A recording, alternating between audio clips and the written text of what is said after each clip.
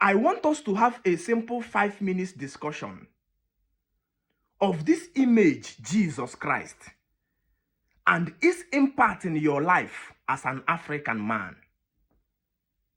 Simple 5 minutes discussion from the Bible, the scripture, to bring you to further clarity of this personality, Jesus Christ, and its impact, the space it covers in your life as an African man from the Bible. John chapter 14, reading from verse 16. The book of John chapter 14 from verse 16. Jesus Christ began to speak to his disciple like an old-aged African man began to speak to his family when he was about to die. You know, in the olden days, when an African man wants to die, an old-aged African man, what the man will do is to assemble all his family, his sons and his wife, and will begin to give them the last word of death of a man. I'm about to go. When I die, don't put me in mortuary.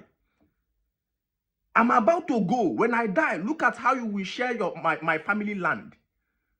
I'm about to go. Let nobody pursue his brother away from this compound until the brother is able to build his own house. I'm about to go. Let none of you see each other's blood. These are the last statement of death an old-age African man is giving to his family to show them the legacy is about to drop to them according to a fulfilled life you have lived. This is what my life is, and this is where you will continue. So in the book of John chapter 14, Jesus Christ began to do that same work. He began to talk to his disciples about what life will be to them when he is gone. The word of a man when I am no longer with you. John 14 from verse 16.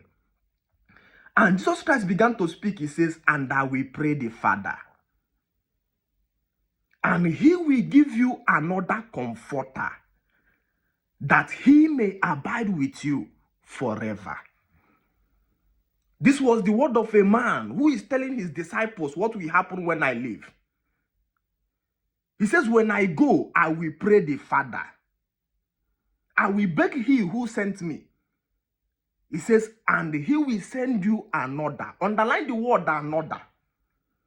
That means he himself, Jesus Christ, is already, his work was a comforter. He himself was a comforter. He says, I will send you another comforter that will replace me. And the most interesting thing here, he says, and this comforter will abide with you all the days of your life forever. It's important for us to realize what is the meaning of a comforter. Who is a comforter? Check with your phone or your dictionary, my brother. A comforter is someone who offers consolation to someone to a victim or someone in pain. A comforter is someone who offers emotional comfort to somebody who has been a victim of circumstance.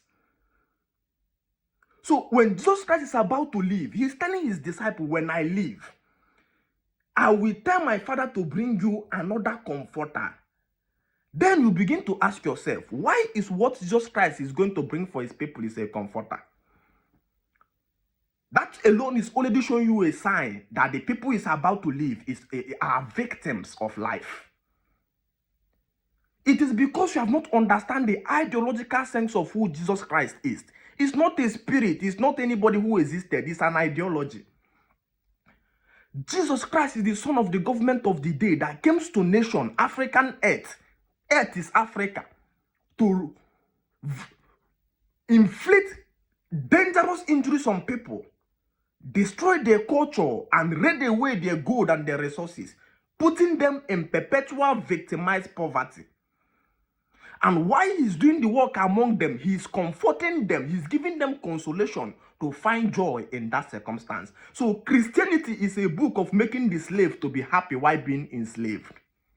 He says, I am a comforter among you, but when I go, I will send my Father to bring another person so that permanently, as long as you remain victimized, a comforter will be sent to you.